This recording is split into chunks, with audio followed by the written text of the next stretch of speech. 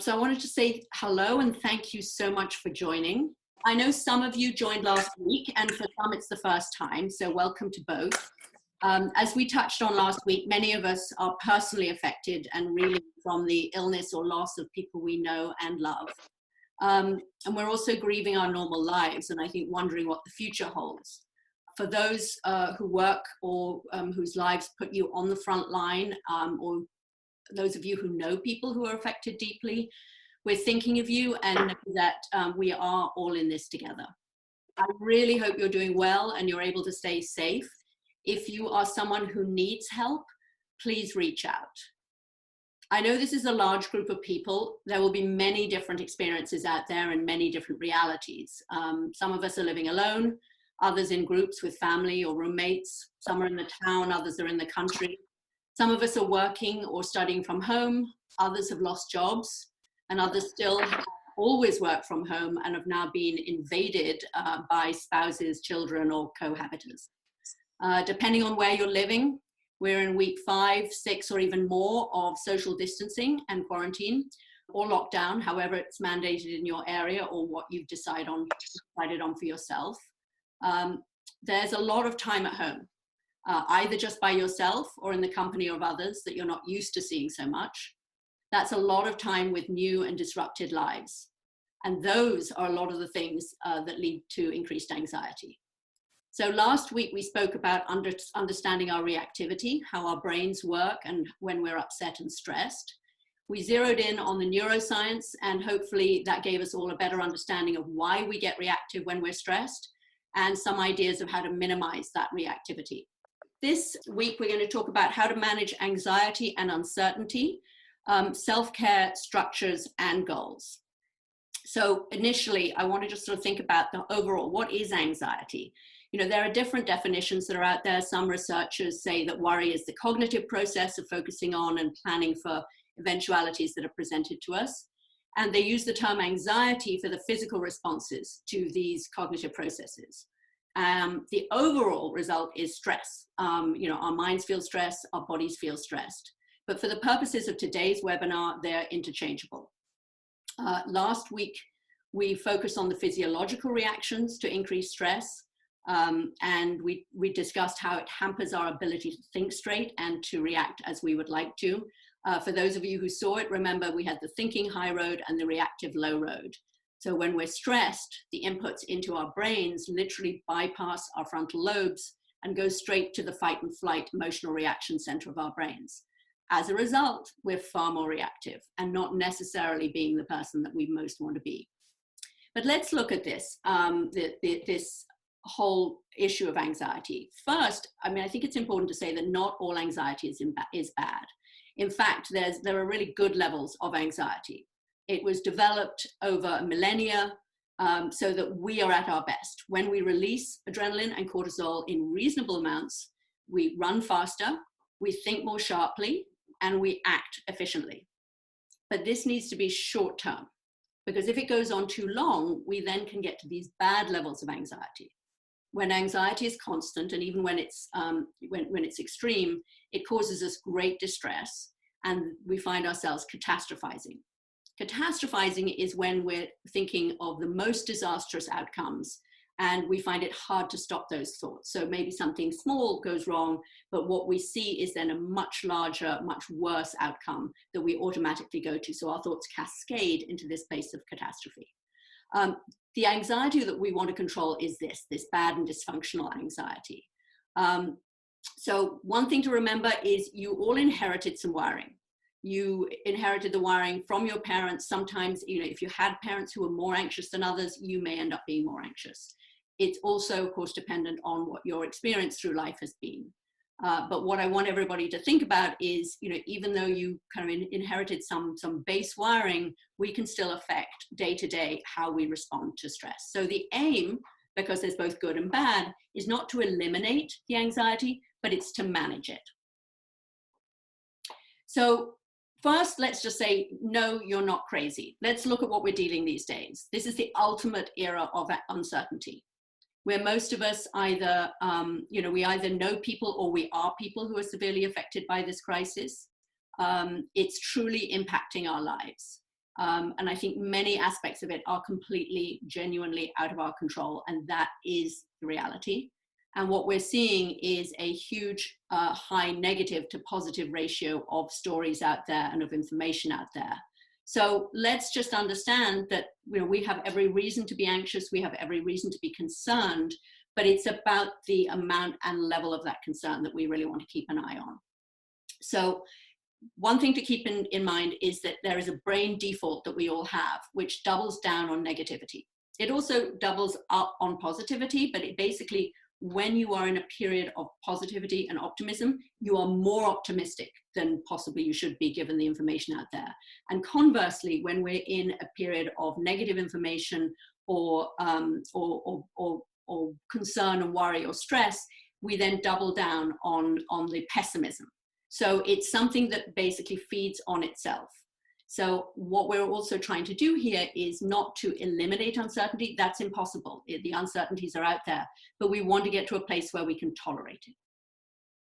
So let's talk about tolerating uncertainties, but let's talk about what's out there. You kind of slow it down a moment and think about the difference between what we can know, what we can control, and what we can impact.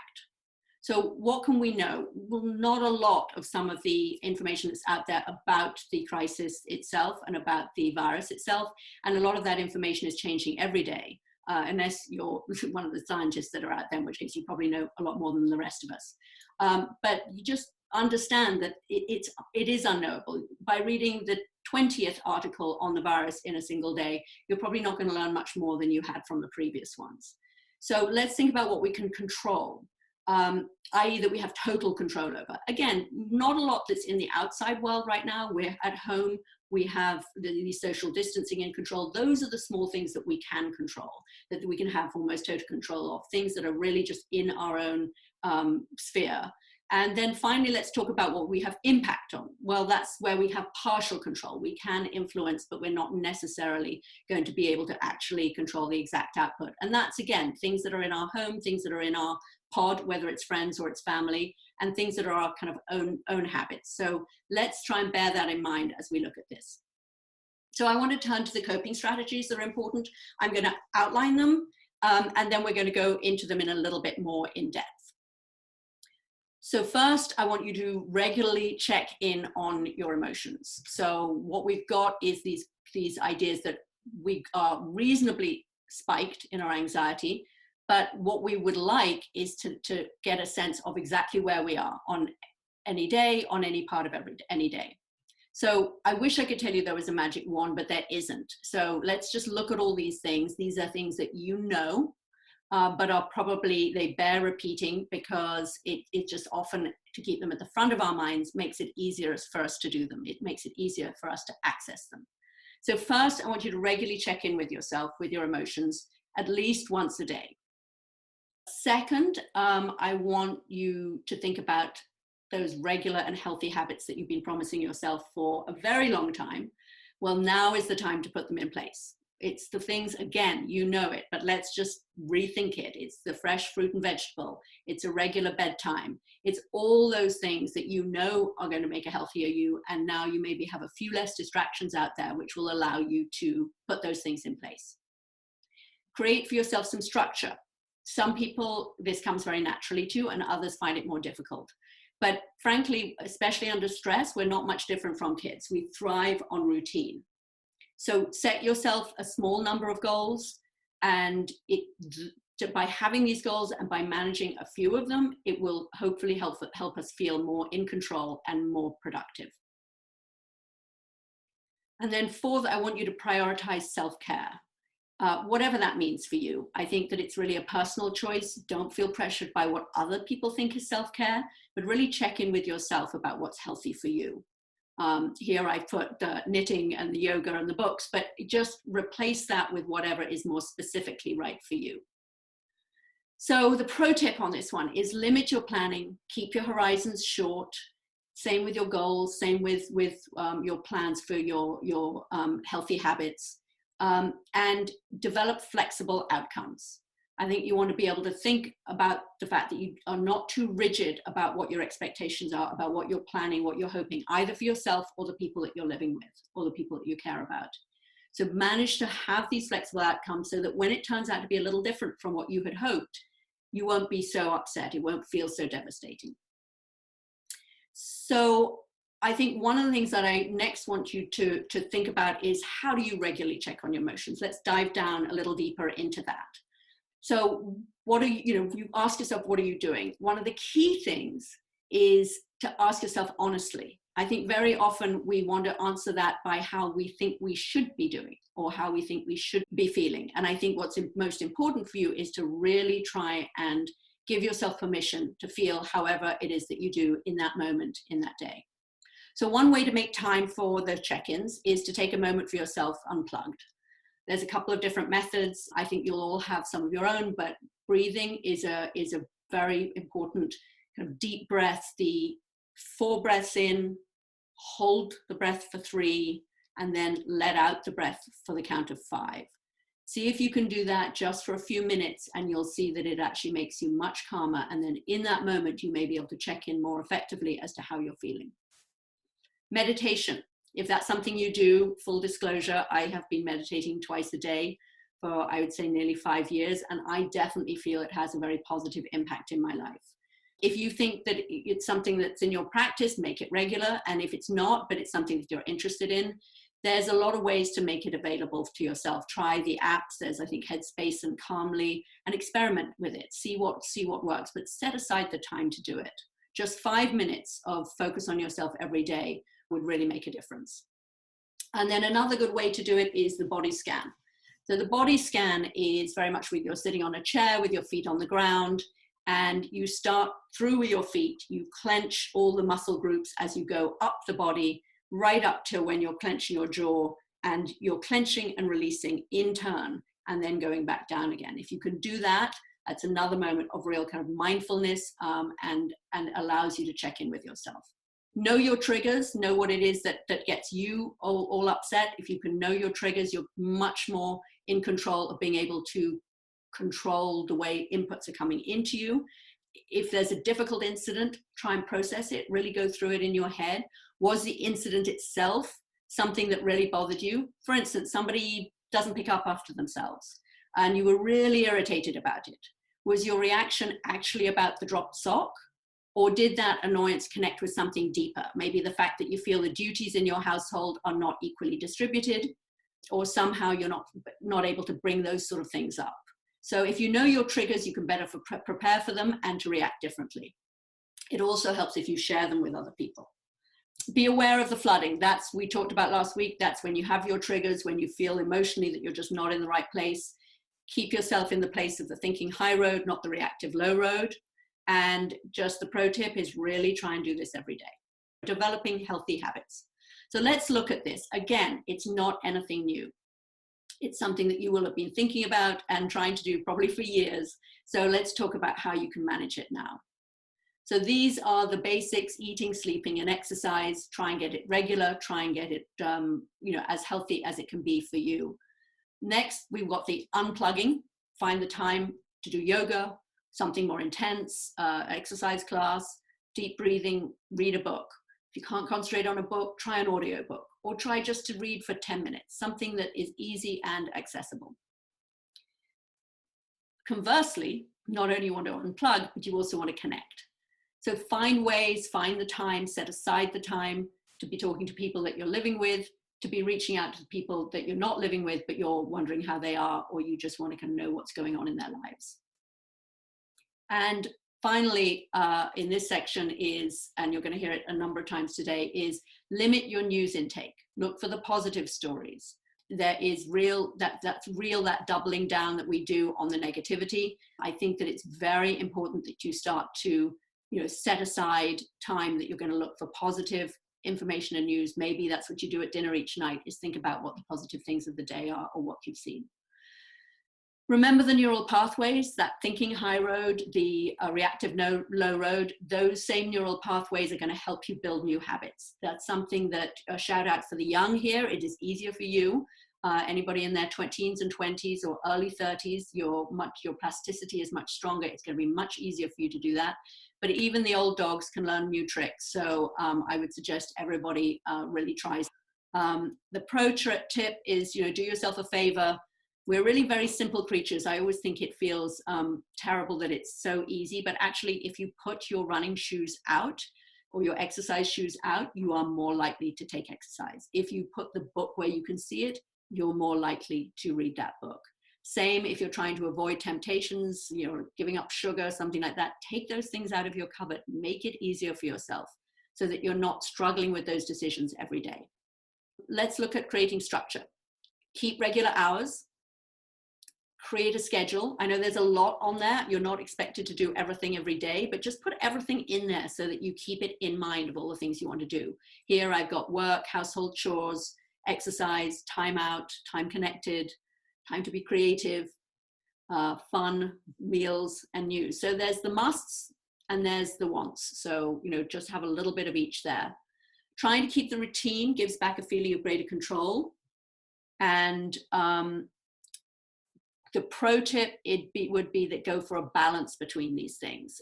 You can't do everything. You can't do everything every day. Just do a few things. And remember, this is a marathon, not a sprint. You need to pace yourselves. We don't know how long this is going to go on for, but we really want to get a certain balance and rhythm to our lives if we can. I want to next think about setting goals. That was one of our other coping strategies. The aim is to give you some purpose, some satisfaction, as well as to get a few things done. Keep them achievable. Don't make it hard on yourself. Be kind to yourself. Limit the number. I think that's also important that we don't look at a to-do list that's got 100 things on it and we just feel that we failed before we've started. Set the goals daily and weekly. The night before, choose a couple of things you want to do the next day. The beginning of the week, choose a couple of things you'd like to achieve in the week. And give yourself feedback. What was easy, what was hard, and why? If you can understand why you found something easy to do or what prevented you from doing something else that had been a goal, you will more easily either reset your goals to something more doable or find ways, creative ways to overcome whatever is your barrier to that goal. So just remember, complete that feedback loop. I want to reiterate that. Then prioritizing self-care. Keep yourself calm and on even keel. That's what the self-care is about. Think about what you need and what you want and do a little bit of both. Maybe you have to do all the ones of the needs, but just always pick some from what you want as well. Know yourself. Choose the things that you really value. We touched on this before. Choose your goals, not somebody else's. Choose your self-care, not somebody else's. But self-care includes, but is not limited to taking care of others. I think a lot of people are forgetting what I always like to put in here, which is the airplane rule. Remember, they always say you've got to put the oxygen mask on yourself before you put it on the child next to you. And that is something I want you to keep in mind here. What makes it so hard? These are great ideas. These are great plans, but they're hard to put in place. And they're particularly hard when we're stressed. So let's manage our expectations and look at some of the pitfalls that we're going to have. Unrealistic goals. Okay, so we've set them too high. Too much news. You've heard me say that a couple of times, but really choose one news source or one time a day that you're going to listen to, and then don't do more than that. Maybe just set aside the time that you're going to focus and not other than that. Incompatible approaches to safety. That's really stressful within a household. So that's something you have to talk about. Going down the rabbit hole. We've all done that. When we get worried, we get concerned, we get a bee in our bonnet about something, and we really kind of focus on that. Unequal workloads. Again, that's going to be something that's an area of high stress. Multitasking.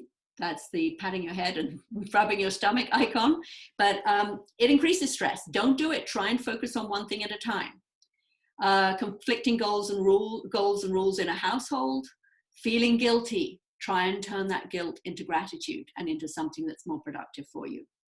Regression. When we're stressed, we go back to all our worst habits. Be compassionate, be kind to yourself, and know that you can do better. And finally, I've got the kind of duck syndrome, which is like, oh, everybody else is doing it so well and I'm doing it so badly. Well, if they are doing it well, they're probably doing the duck syndrome, which is they're looking calm on top, but be sure it's going to be tough for them underneath as well.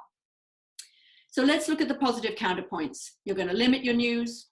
You're going to schedule specifically the tasks you're least likely to do. You're going to tag team with people in your house or with somebody over the phone, somebody even in another house who's going to remind you to do those good things. We're going to turn the guilt into gratitude, create new rituals, find ways to connect with people in your house or people that you used to get together with and now seem a long way away. Plan some fun. If you're feeling a little bit anxious, you may need to put that in the schedule, make sure it happens.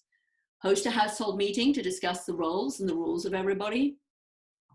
Tidy up. I saw somebody on Instagram saying they dressed for work and they got so much more done in the day. Some people are saying that they want people in their house to be reminded just to have to shower. Whatever it is, wherever you are, take it one step up. Actively look for the positive. And remember, this is a both and. We can both be incredibly concerned about what's going on out there, and we can also try and take control of what's going on for ourselves and to be positive within our own households and do our bit. So finally, I want you to know yourself and accept the dualities that are out there. Both stay connected and take time for yourself. Both take care of others and also take care of yourself. Remember the airplane rule. Both do the short term, washing your hands, cleaning down the groceries, and the long term. Develop new lifelong habits and create and build resilience. And then try and hold the duality of both hope and realism. I think that was a quote that I read from a Vietnam prisoner of war survivor who said that the mixture of realism, which was the discipline to confront facts, whatever they are, and hope, the need for absolute unwavering faith that we can prevail, was the strategy he used, and the same that we could use for now. So remember, every day is different. Every day is a new day, and it's a new opportunity to do things differently and better. Thank you for listening. Next week, we will be looking at relationships, how to stay connected and manage relationships. So have a good week, stay safe, stay well, and farewell. Thank you.